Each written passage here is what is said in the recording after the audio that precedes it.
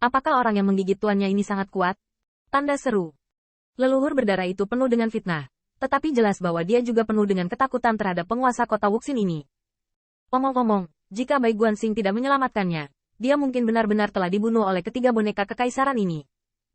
Tentu saja, alasan utamanya adalah karena semua darah yang dikumpulkannya dirampok oleh Bai Guanxing sebelum memasuki kota Wuxin. Memikirkan hal ini, leluhur berdarah itu mengguncang seluruh tubuhnya. Bukankah Tuan Bai benar?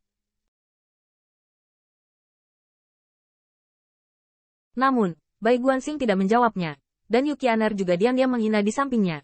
Dan dia tidak takut dengan kedatangan raja. Mungkin kaisar dapat dengan mudah membuat boneka kaisar. Tetapi Yuki Aner masih tidak percaya bahwa kaisar yang memproklamirkan diri ini tidak cukup memenuhi syarat untuk bersaing dengan Raja Dewa.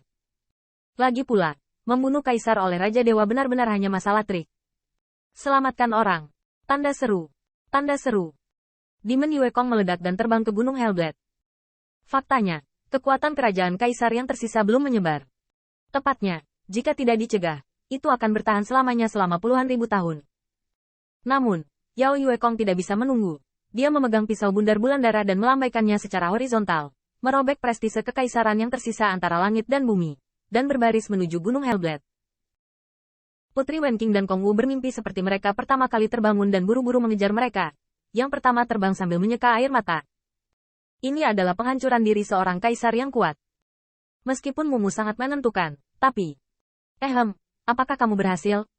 Untungnya, Putri Wenqing lega dengan semburan batuk dari Peak of the Prison Blade, tapi kemudian dia menangis lebih keras. Kayunya tidak mati, tetapi penghancuran diri dari kerajaan kaisar yang kuat telah menyebabkannya menderita kerugian besar. Kayu. Tanda seru. Tanda seru. Putri Wenqing adalah yang pertama menerkam kepelukan Qin Yichen. Dia tidak tahu apakah dia terlalu cemas atau sengaja. Dengan menerkam ini, dia meremas Hua Daoru di sampingnya, dengan hanya kayu di matanya. Demon Yue Kong berdiri di udara, melihat ke Prison Blade Mountain yang puncaknya telah diledakkan beberapa kali. Dia tidak bisa menahan palpitasi diam-diam. Dalam adegan ini, haruskah dikatakan bahwa harta tertinggi dari Prison Blade Mountain telah melakukan yang baik pekerjaan? Atau nasib Qin Yichen?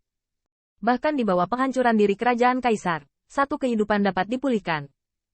Dapat dilihat bahwa Qin Yichen dan Hua Daoru luar biasa, yang membuat Yuki Aner saling memandang dengan kekaguman. Di masa lalu, dia merasa bahwa kaisar perjuangan di ranah kaisar sebenarnya adalah masalah kecil. Dalam pertarungan kecil, yang disebut pembangkit tenaga listrik terkenal tampaknya keliru. Tetapi pada saat Yuki Aner melihat sosok ramping, dia tiba-tiba teringat bahwa kali ini pertarungan kaisar tampaknya bukan pertarungan kecil. Hua Daoru berdiri sendirian di satu sisi, tidak menunjukkan kebencian, tetapi tersenyum. Kui Sui-nya memiliki kekuatan besar untuk perlindungan dan pertahanan. Bahkan ini adalah keuntungan terbaik dari Kui Sui Tao. Omong-omong, dia dan Qin Yichen juga dapat dianggap bergabung untuk membunuh seorang kaisar. Tidak apa-apa, meskipun mereka hanya naga dan ular yang bertarung bersama, berkerumun bersama di Gunung Hellknife. Tetapi pada saat yang sama kekuatan jatuh sendiri itu menakutkan. Kata jatuh sendiri awalnya berarti jatuhnya musuh. Mereka masih hidup, tetapi boneka harimau dan macan tutul yang kejam itu berubah menjadi abu, cukup untuk disebut keberadaan kekaisaran. Ini bisa disebut rekor yang sangat brilian, dan ini adalah pertama kalinya Qin Yichen dan dia bergandengan tangan untuk memotong kaisar. Bagaimanapun, bahkan jika gajah dewa diinjak, yang terakhir hanya ditekan, tidak dipenggal. Qin Yichen akhirnya perlahan-lahan terbang keluar dari Prison Blade Mountain di bawah pelukan Putri Wenqing yang seperti lem. Dia tidak bisa menahan perasaan sedikit tertekan ketika dia melihat puncak yang rusak dan retak. Boneka itu adalah sampah mati, tetapi dia bahkan tidak mendapatkannya. Dapatkan dipukuli untuk apa-apa. Untungnya, Bai Guanxing memperoleh banyak, dan Qin Yichen menyaksikan patung es yang telah berubah menjadi patung es, dengan duri es yang menggantung seperti boneka yang dituangkan oleh es dan salju. Baru kemudian dia tersenyum, dan dia tidak dipukuli. Sia-sia. Dan Bai Guanxing masih mengerjakan boneka pada saat ini. Dia tidak menoleh ke belakang, tetapi dia menjentikkan ke belakangnya, dan dia menerbangkan air bunga matahari. Saya tidak tahu apakah itu disengaja atau tidak. Dia mengingatkan, jika kamu tidak terluka, menjauhlah. Vitalitas yang terkandung dalam air bunga matahari. Putri Wenqing menggembungkan bibirnya. Di bawah tatapannya yang samar, Hua Dao tersenyum lembut. Pada akhirnya, Putri Wenqing hanya bisa berdiri dan menyaksikan Qin Yichen terbungkus air bunga matahari. Tapi setidaknya kayu lunak Hua Dao terpisah. Berbeda paket air bunga matahari. Untaian air bunga matahari tampaknya dibawa oleh Bai Guanxing dari permaisuri Huasu. Vitalitas agung di dalamnya tidak sebanding dengan Hua Daoru. Ini jelas merupakan harta terkuat untuk penyembuhan. Bahkan leluhur bayi berdarah itu tampak serakah. Kuisui, baginya, bahkan lebih bergizi daripada darah kaisar. Retak, retak. Saya melihat Bai Guanxing berdiri di jantung boneka manusia Dewa Jiuli. Dia dengan hati-hati membongkarnya. Dari waktu ke waktu, segel es rusak, dan bahkan pola emas hitam dari tubuh boneka dan baju besinya seperti penjaga hati telah dihapus. Jangan datang ke sini, lihat saja di samping. Bai Guanxing mengingatkan dengan lembut tanpa menoleh ke belakang. Tetapi kelompok Qin Yichen masih penuh kewaspadaan dan khawatir tentang yang pertama. Bagaimanapun, boneka kerajaan kaisar ini tidak mati. Sebaliknya, itu hanya dibekukan oleh es. Tetapi pada saat sebelum es dibekukan, itu hampir akan jatuh dengan sendirinya. Dan tanda Dao dan kaisar mungkin semuanya. Di atas tubuhnya melonjak ke ekstrim. Ini tampaknya meningkatkan kesulitan Bai Guanxing. Tetapi baginya, itu hanya masalah waktu. Qin Yichen melihat Bai Guanxing secara bertahap membuka hati boneka kaisar. Dan membongkar bagian-bagiannya satu persatu. Dunia bersatu. Qin Yichen hanya merasa bahwa bagian-bagian ini seperti daging dan darah jantung. Meskipun tidak ada darah kaisar yang mengalir. Tetapi ada pola kekaisaran di setiap bagian. Ini tidak diragukan lagi komposisi boneka dan letusan kekuatan kerajaan kekaisaran padat.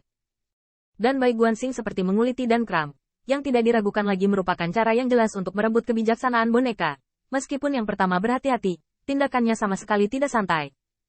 Toh, mereka sudah 2 kali berturut-turut berada di depan wayang untuk merebut harta karun wayang. Xiao Bai, kamu harus berhati-hati. Putri Wen Qing mengingatkan dengan lembut, tetapi leluhur bayi darah masih tidak berani melangkah maju. Lagi pula, jika ini adalah kesalahan, boneka kaisar yang tampak seperti Dewa Jiuli ini juga akan mati.